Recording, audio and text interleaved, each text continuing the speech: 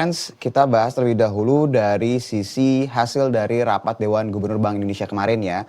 Setelah itu kita akan langsung lanjut ke keadaan global karena dua hal ini terkorelasi dan ini impactnya ke salah satu aset ini akan sangat besar sekali imbasnya.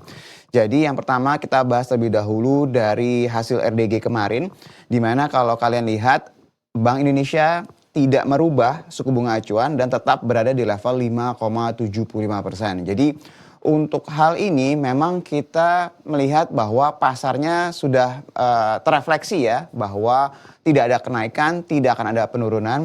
Tapi memang yang menjadi hal yang menarik di sini adalah kalau kalian lihat reaksi pasarnya terutama dari sisi pergerakan nilai kurs untuk rupiah ini kecenderungannya lebih ke arah stabil dan lebih ke arah menguat ya. Kemarin kalau misalnya kalian lihat secara intraday-nya nih my friends. Jadi dengan keadaan saat ini sebelum kita memasuki waktu malam ya. Jadi nanti malam itu kemarin ada sesuatu informasi yang sangat penting sekali. Tapi kemarin tuh kalau kita lihat pergerakan secara intraday itu rupiahnya tergolong lebih ke arah stabil dan ke arah menguat nih ketika Bank Indonesia itu tidak melakukan perubahan terhadap suku bunga acuan.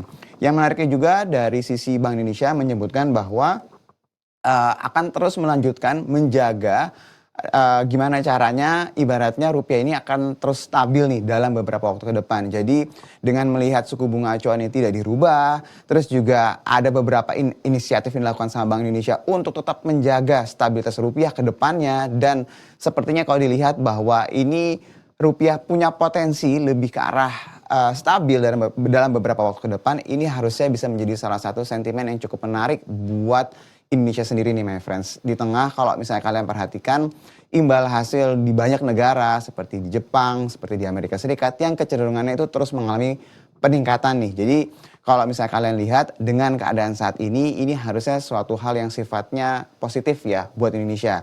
Jadi ketika tidak dinaikkan, rupiah kecenderungan stabil dan kalau kita lihat harusnya dalam beberapa waktu ke depan rupiahnya punya kecenderungan lebih stabil ke depannya nih my friends. Nah itu yang pertama.